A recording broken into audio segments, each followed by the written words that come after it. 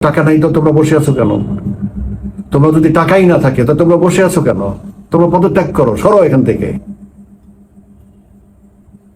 এরা এইভাবে সরবে না, এরা এত ভালোই ভালোই সরবে না। প্রধানমন্ত্রী শেখ হাসিনা বলেছে না, সোজা আঙ্গুলে ঘি না উঠলে আঙ্গুর কিভাবে ব্যাখ্যা করতে হয়, সে ব্যাখ্যা করে ঘি উঠাবো।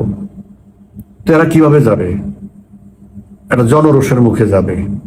এরা প্রত্যেকবার যতবার ক্ষমতা এসেছে, খালেদা জিয়া 96 সালে জনরোষের মুখে তাকে পদত্যাগ করতে হয়েছে, 2006 সালে জনরোষের মুখে তাকে পিছু হটতে হয়েছে, আর এবারও তাদেরকে জনরোষের মুখে পালিয়ে যেতে হবে।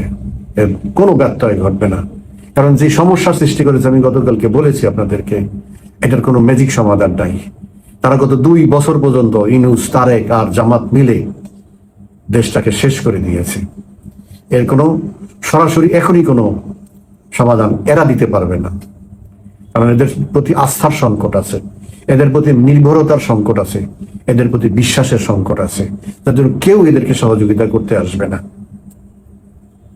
এদেরকে তাল দিবে বোমাবাজি করার জন্য, মববাজি করার জন্য, সন্ত্রাস, জঙ্গিবাদ এসব করার জন্য এদেরকে তাল দিবে, কিন্তু আসল কাজে সহযোগিতা করার মরদও কারো নাই, করবেও না। কেউ তাদের পাশে নাই। একটা বিকলাঙ্গ সরকার জোর জবরদস্তি করে সেনাবাহিনীর অস্ত্রের ক্ষমতায়, জঙ্গিদের অস্ত্রের ক্ষমতায় বসে আছে। অচিরেই এইভাবেই মানুষ রাস্তায় নামবে। ইতিমধ্যে বিভিন্ন জায়গায় রাস্তায় নামা শুরু হয়েছে। এই ইমিডিয়েট রিমিডি হচ্ছে মানুষকে রাস্তায় নামতে হবে, আর অবিলম্বে তারেক জিয়াকে পদত্যাগ করতে হবে। এটাই হলো কুইক সলিউশন। একদম দ্রুত সমাধান হচ্ছে একটাই, তারেক জিয়ার পদত্যাগ। এছাড়া আর কোনো রাস্তা এই দেশের সামনে খোলা নাই। এই দেশের মানুষের সামনে তো দূরের কথা, পিছনে যাওয়ারও কোনো উপায় নেই। এখন দাঁড়ানোর উপর থেকে বসে যাবে, এছাড়া আর কোনো সময় একদম ঘুরে পড়ে যাবে এই দেশ। সেই অবস্থায় এসে পৌঁছে গেছে। অতএব মানুষ রাস্তায় না নামলে এরা পালাবে না। মানুষ এই তেল গ্যাসের জন্য রাস্তায় নামতে হবে, এই চাঁদাবাজির জন্য রাস্তায় নামতে হবে, এই মবের জন্য রাস্তায় নামতে হবে, সন্ত্রাসের জন্য রাস্তায় নামতে হবে, দখলবাজির জন্য নামতে হবে। সবকিছুর মূলে হলো এখন এই তেল গ্যাস সংকট। মানুষের জীবন অচল হয়ে গেছে, ব্যবসা নাই, বাণিজ্য নাই, বাসায় ঘুমাতে পারে না, খাওয়া নাই, স্কুলে যেতে পারে। কি একটা দুর্বিষহ অবস্থার মধ্যে দেশকে ফেলে দিয়েছে। অতএব মানুষকে রাস্তায় নামতে হবে। আজকে কি হয়েছে? 100-র উপরে পল্লী বিদ্যুতের অফিস থেকে স্থানীয় থানা এবং এসপির কাছে আবেদন করেছে নিরাপত্তা দেওয়ার জন্য, যে কোনো সময় তারা আক্রান্ত হতে পারে, এবং তাই করতে হবে। যে বিদ্যুৎ দিতে পারো না, তোমরা অফিসে বসে আছো না, বের হবে এখান থেকে, সব বের করে দিতে হবে, রাস্তাঘাট বন্ধ করে দিতে হবে। মানুষ যদি নিজে যদি আমি চলতে না পারি, তাহলে আমাকে রাস্তায় নামে রাস্তা বন্ধ করে দিতে হবে, অন্যরাও যেন না চলতে পারে। এটাই এখন কুইক সলিউশন। তাইলেই এই বাটপাররা পালাবে।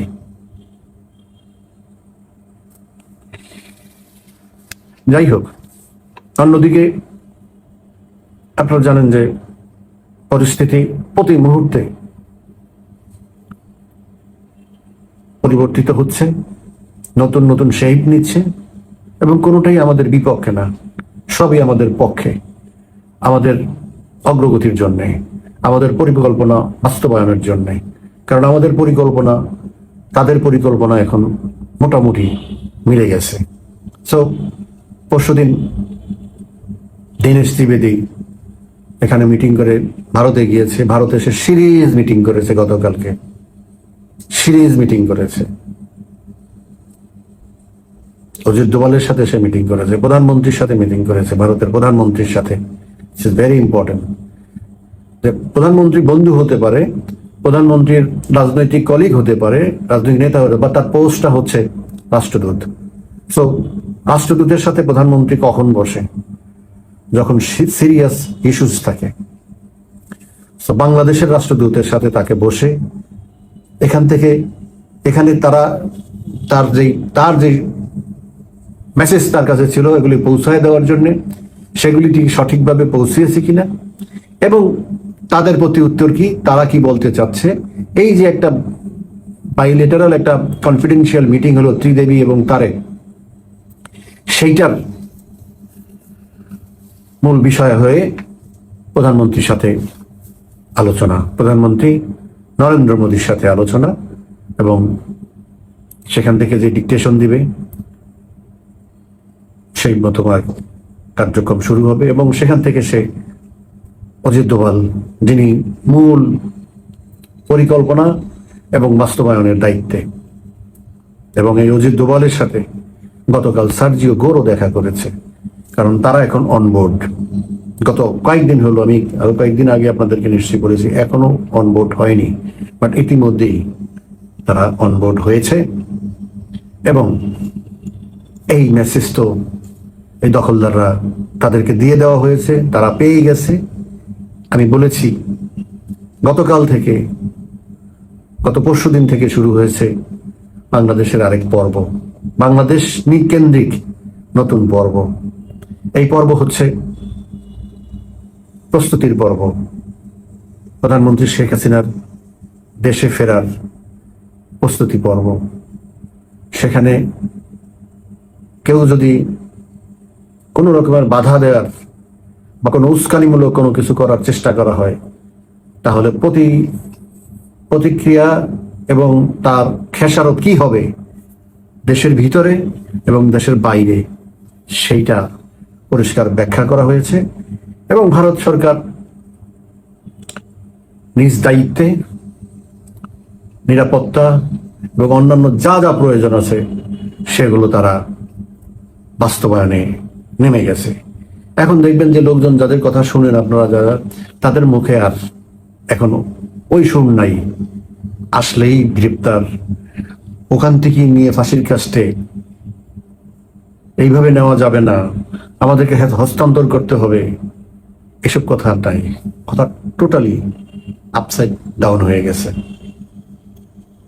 এখন নতুন সুর গতকালকের থেকে শুরু হয়েছে।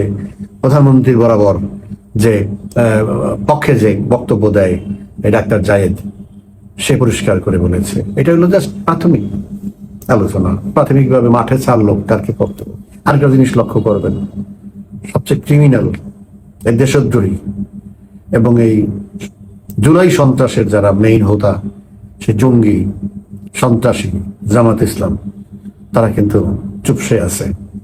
তারা কিন্তু বুঝে গেছে, তাদের কাছে মেসেজ চলে গেছে, খুব ক্লিয়ার মেসেজ, আগেই চলে গেছে, আরো আগে, আর অন্তত 15-20 দিন আগে চলে গেছে তাদের কাছে। তারা এখন আত্মরক্ষায় আছে। এমনও হতে পারে তারা মানে এমন ভূমিকা আসতে পারে, আমি আর সেটা কি করলাম না, এমন ভূমিকা আসতে পারে যেটা অনেকের কাছে খুব আশ্চর্যজনক মনে হবে, যে জামাত এইভাবে পল্টি দিতে পারে। জামাতের ইতিহাস পল্টি দেওয়ার ইতিহাস, একেবারে ডে ওয়ান থেকে, জন্মের পর থেকে ওরা কখনোই ওদের স্বার্থের বাইরে আর ঝোপ বুঝে কূপ মারে, আর হলো সুযোগের সৎ ব্যবহার করে, আর নিজেদের যান বাঁচানোর জন্য, পিঠ বাঁচানোর জন্য যা যা করার দরকার কোনো তারা করে। এখানে মান সম্মান নীতি আদর্শ কিছুই ওদের নাই। ওরা এমন একটা মুনাফেকের দল, এমন একটা মুনাফেক যারা এই দল করে। তো এই আগামী 1-2 সপ্তাহের মধ্যে জামায়াতকে যদি আপনারা নতুন রূপে দেখেন, তাদের মুখে যদি নতুন সুর শুনেন, অবাক হওয়ার কিছু নাই। কারণ নিকট অতীতেই তারা এমন এমন সব পল্টি দিয়েছে যে দেখুন, 71-এর কথা বাদিয়ে দিলাম, এই 86 সালে বিএনপির সাথে পল্টি দিয়ে এর সাথে নির্বাচনে চলে গেছে। আবার বিএনপিকে ক্ষমতায় এনে 91 সালে তারাই ক্ষমতা এনেছে। বিএনপি তো আর মেজরিটি পায় না 91 সালে। বিএনপি 140 সিট পেয়েছে, জামাত 18 সিট পেয়েছে। সেই জামাত সেই 18 সিট দিয়ে বিএনপিকে ক্ষমতায় আনলো 91 সালে। তার কিছুদিন পরই জামাত আবার পল্টি দিল, পল্টি দিয়ে বিএনপির বিরুদ্ধে রাজপথে আন্দোলন শুরু করলো। আওয়ামী লীগের কাছ থেকে জানে কি কি প্রোগ্রাম দিবে, সেগুলি জেনে, মানে সাংবাদিকদের মাধ্যমে জেনে, তারপরে সেইভাবে সে প্রোগ্রাম দিয়ে রাজপথে বিএনপির বিরুদ্ধে কঠোর আন্দোলন করলো। 96-তে পতন হলো। তো এরা তো মানে সুবিধা অনুযায়ী তারা কাজ করবে খুব স্বাভাবিকভাবেই। তো যাই হোক, তাদের সুবিধা মতো, কারণ তারা তাদের কোনো রক্ষা নাই। একদম সব বিদেশি সব পক্ষ মানে তাদের ব্যাপারে কোনো রকমের কোনো কনসিডারেশন নাই, কোনো ব্যাপারে কোনো কৃপা নাই, সহানুভূতি নাই। যে এরা জঙ্গি, এরা ধর্মীয় উগ্রবাদী, এদেরকে দমন করতে হবে। এখন তাদের কৌশল তো আবার ভিন্ন হবে। তারা তো আর যুদ্ধ করবে না, যতই হামারি দুমারি করুক, আমাদের 50 লক্ষ সৈন্য আছে, ওই আছে, সে আছে, এ সমস্ত তো বাদ কি বাদ। মূল হলো যে এখন তারা পিঠ বাঁচানোর জন্য, যান বাঁচানোর জন্য, সহায় সম্পদ বাঁচানোর জন্য তারা বাস্তবমুখী পদক্ষেপ এই কিছুদিনের মধ্যেই নিতে যাচ্ছে। বিএনপি তো ধরেই নিয়েছে তারা আর বেশি দিন ক্ষমতায় নাই, বা ক্ষমতায় থাকতেও পারবে না, সেই সুযোগও তাদের সামনে নাই। তো যেই কাজটা তারা এখন করার চেষ্টা করতেছে, তাদের এখন আমরা যেটা, ওরাও বুঝে, আমরা যেটা চিন্তা করতেছি ওরাও সেটা বুঝে, যে শেখ হাসিনা যদি সসম্মানে দেশে আসে, তাহলে সেই দিনের যে পরিস্থিতি হবে, তখনকার যে পরিস্থিতি হবে, সেই পরিস্থিতি সামাল দেওয়ার ক্ষমতা কারো নাই। কোনো বাহিনী টাইনি, কোনো দল কারোই নাই। তাহলে কি হবে সেটা তো তারা বুঝে। তো এখন তারা যুদ্ধ করবে, তারা ঠেকানোর জন্য তারা মানে কৌশল করবে, প্রক্রিয়া করবে, তাহলে তো সব শেষ হয়ে যাবে তাদের। তাহলে তো একটা সিভিল ওয়ার হবে, একদম ডেফিনিট একটা সিভিল ওয়ার হবে। তো সেই সিভিল ওয়ারে তো তাদেরকে, যেহেতু সব বিদেশি শক্তি, ভারত একদম অ্যাডামেন্ট, বা যারা দখলদার আছে তাদের বিরুদ্ধে যা কিছু করার প্রয়োজন তারা করবে। তো তারা তো বুঝতেই পারতেছে যে আমি কতক্ষণ টিকে থাকবো, আলটিমেটলি আমাকে একদম নিশ্চিহ্ন করে দিবে। তো নিশ্চিহ্ন না হওয়ার কারণ, না হতে চাওয়ার সিদ্ধান্ত নিতেই হবে তাদেরকে, এবং সেই সিদ্ধান্ত নিতে গিয়ে তাদেরকে মাঠ ছেড়ে দিতে হবে। তার আগের থেকে বিভিন্ন জায়গায়, বিভিন্ন যার পথে ঘাটে, বাসায়, বাড়িতে, হাতে পায়ে ধরে তারা একটা নেগোসিয়েশনে যাবে আর কি, মানে ম্যান টু ম্যান, স্থানীয় পর্যায়ে এগুলো তারা করার চেষ্টা করবে। হ্যাঁ, সবাই তো আর ক্ষতিগ্রস্ত হবে না, আর সবাই তো আক্রমণের শিকার হবে না, আর সবাই তো আর করে নাই, অপরাধ করে নাই। যারা অপরাধ করেছে তাদের কোনো রক্ষা নাই, তাদেরকে আইনের কাঠগড়ায় দাঁড়াতেই হবে। তারপরে পাবলিক কি করবে, যার সাথে যা করছে তার, সে যদি সেটা রিপে করে বা পে ব্যাক করে, সেটা তো যার ব্যাপার, সেগুলি তো কিছু না কিছু ভোগ করতেই হবে।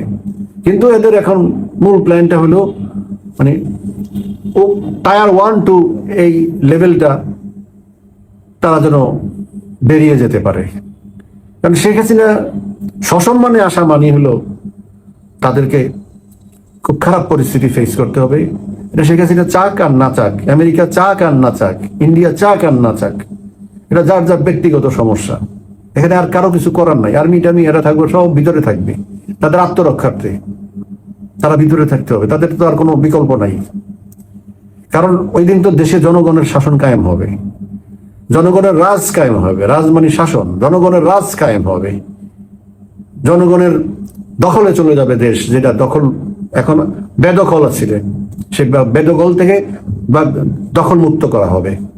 এটা জনগণ করবে, এটা কারো কোনো নির্দেশ নাই। প্রধানমন্ত্রী শেখ হাসিনা কোনোদিনও বলবে না এটা যে এই কাজ করো, এটা স্বেচ্ছায় অটোমেটিক স্বয়ংক্রিয়ভাবে কিছু ঘটনা ঘটবে, সেটা সুনামি হবে, সেই ঘটনার মাধ্যমে সুনামি হয়ে যাবে, এটা সবাই বুঝে। তো এরকম পরিস্থিতি, যতই মিটিং করুক, যতই কিছু করুক, এখন তো তারিখ যে, আমি তো গতকালকে ফেসবুকে বলেছি রাতে যে আজকে আমি এই ইউটিউবে কমেন্টসে আমি আমার সেই ভিডিওর এবং সেই লিঙ্ক দিয়েছি, সেখানে আমি স্পষ্ট করে বলেছি আগামী 15 দিনের মধ্যে যদি তারিখ দিয়ে ভারতে যায়, কারণ সেপ্টেম্বরের 12-13 তারিখে হচ্ছে ব্রিক্স শীর্ষ সম্মেলন, অত সময় তারেকের কাছে নাই, অত সময় ধৈর্য ধরে নিজেকে নিরাপদ সে মনে করতে নাও পারে। যত দ্রুত সম্ভব সে নরেন্দ্র মোদীর সাথে দেখা করবে, ততই তার জন্য মঙ্গল, তার জন্য নিরাপদ। সো আমি অবাক হব না, আমি সেটা কালকে বলেছি যে এই মাসের মধ্যে, দ্যাট মিনস 15 দিনের মধ্যে যদি তারেক ভারতে যায় নরেন্দ্র মোদীর সাথে দেখা করতে, সে ব্রিক্সের সম্মেলনে যাবে না, তো যদি যায় আমি অবাক হব না। এবং এই কারণে আমি অবাক হব না যে আমি তার জায়গায় বসে যদি চিন্তা করি যে এর বিকল্প বা এর কোনো অপশন, বিকল্প কোনো অপশন তার সামনে নেই। একমাত্র নরেন্দ্র মোদী তাকে উদ্ধার করতে পারে, কারণ নরেন্দ্র মোদীর কাছে এখন ডাইনে বায়ে সবকিছু তার নিয়ন্ত্রণে। এটা ইউনূস শুরু করেছে, তারেক সেটা শেষ করে সমস্ত ক্ষমতা, কর্তৃত্ব, নিয়ন্ত্রণ তার হাতে, ভারতের হাতে তুলে দিয়েছে। তাদের কার্যকলাপে এরকম ছিল না। শেখ হাসিনার সময় বন্ধুত্ব ছিল, কিন্তু উইন উইন সিচুয়েশন ছিল, যেটা আমাদের স্বার্থে যায়নি। সেটা আমরা ইন্টারন্যাশনালি আমরা লিটিগেশনে গিয়ে আমরা সেটা ফয়সালা করেছি। আমরা দেন দরবার করেছি ভারতের সাথে সমানে সমানে। বন্ধুত্ব মানে কি? বন্ধুত্ব মানে সমানে সমান। কে ছোট কে বড়, কে কত বয়সী কে কত বয়সী সেটা নিয়ে বন্ধুত্ব হয় না। কে ধনী কে গরিব সেটা নিয়ে বন্ধুত্ব হয় না। বন্ধুত্ব হলো মানসিকতা, যে আমি তাকে কিভাবে মর্যাদা দিচ্ছি, কোন স্টেজে মর্যাদা দিচ্ছি, কোন পরিমাণ তাকে আমি সম্মান করছি, সেটার উপরে বন্ধুত্ব। বন্ধুত্ব হলেই আমি তাকে ইকুয়ালি আমাকে ট্রিট করতে হবে, সে যতই ছোট হোক বা যতই বড় হোক। তো শেখ হাসিনা, বঙ্গবন্ধু সেই অবস্থানটা ছিল। বন্ধুত্ব আমরা সমানে সমানে একসাথে হাত ধরে পিছনে হাঁটবো না। কিন্তু এরা এই বঙ্গবন্ধু এবং শেখ হাসিনার বাইরে যেই সরকারই এসেছে সবাই ভারতের পিছনে হেঁটেছে, সবাই ভারতের গোলামি করেছে, সবাই ভারতের পা চেটেছে, আর মুখে বড় বড় কথা বলেছে, কাজের কাজ কিছুই করতে পারে নাই। যা কিছু অর্জন সব শেখ হাসিনাই করেছে, যা কিছু অর্জন বঙ্গবন্ধু করেছে। তা না হলে ভারতের সৈন্য দেশ থেকে যায়? তারা হলে ভারতের বেরুবাড়ি, ছিটমহল, এগুলি আঙ্গরপোতা, দোহগ্রাম এগুলি পায়? গঙ্গা চুক্তি হয়? কিছুই হয় না। আন্তর্জাতিক আদালতে মামলা করে বাংলাদেশের কাছাকাছি পরিমাণ 1,00,000 বর্গ কিলোমিটারের মতো সমুদ্র পায়। এটা তো আমরা প্রক্রিয়ার মধ্যে, আমি গলায় হাত দিয়ে আমি আদায় করতে হবে। ভারতের সাথে তো আমি যুদ্ধ করে, সহিংসতা করে, কি বলে, তার সাথে তাকে অপমান করে, ছোট করে, গালিগালাজ করে আমি কিছুই পাবো না, দুর্ভোগ ছাড়া, শুধুই দুর্ভোগ। এইরকম পরিস্থিতি তো 5ই আগস্ট পর্যন্ত 5ই আগস্টের আগে বাংলাদেশে ছিল না। 5ই আগস্টের পর থেকে যেহেতু এই সরকার ষড়যন্ত্রের সরকার, যেহেতু এই সরকার সন্ত্রাসীদের সরকার, হার্ড এভিডেন্স আমেরিকার কাছে, ইন্ডিয়ার কাছে, সবার কাছে আছে, সো এই সরকার কোনো উত্তর দিতে পারে না। বিকজ তাদের রন্ধে পদে পদে তাদের দোষ, ভুল, অপরাধ। অপরাধী সবসময় দুর্বল, এজন্যই এই দেশটাকে তারা দুর্বল করেছে, এজন্যই নিয়ন্ত্রণটা নরেন্দ্র মোদীর হাতে তুলে দিয়েছে। যার জন্য নরেন্দ্র মোদী এখন decisive person, decision maker, specially for Bangladesh. এটা আমাদের দুর্ভাগ্য যে আরেক দেশের সরকার প্রধান বাংলাদেশ নিয়ে সিদ্ধান্ত দেয়।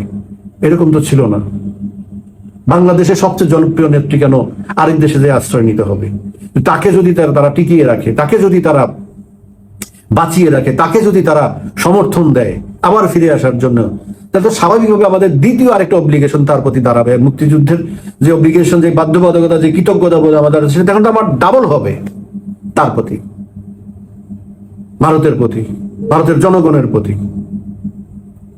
যে তারা আবারও আমাদেরকে আশ্রয় দিয়ে, সমর্থন করে, সাহায্য করে বাংলাদেশকে টিকিয়ে, আমাদেরকে শুধু না, এই বাংলাদেশটাকে তারা টিকিয়ে দিয়েছে। আমাদের তাদের প্রতি কৃতজ্ঞতা হবে ডাবল, এতে কোনো সন্দেহ নাই। এই দেশের ভারতের বিরোধী রাজনীতি করবে সেটাও সম্ভব না, কিন্তু ভারতের সুনির্দিষ্ট তথ্য উপাত্তর ভিত্তিতে ভারতের বিরুদ্ধে কথা বলতে হবে। এমন একটা সময় এই দেশের জনগণই তাদেরকে টুটি চেপে যাবে, কোনো ভারতের বিরুদ্ধে উল্টাপাল্টা কোনো কথা বলা যাবে না। পাকিস্তান তো নিষিদ্ধই, সেই দিনও সামনে আসতেছে। আগে যেমন মানুষ বলতে একটু দ্বিধা করতো, সংকোচ করতো, এখন বুক চিতিয়ে বলবে আমি ভারতের বন্ধু। সেই দিন সামনে আসতেছে। ভারত আবারও 71-এর মতো সেই পরিস্থিতি সৃষ্টি করে, সেইভাবে বাংলাদেশকে উদ্ধার করে, তার সেই বন্ধুত্বকে আবার সে প্রমাণ করবে, বাংলাদেশকে আবার কৃতজ্ঞতার বসে আবদ্ধ করবে।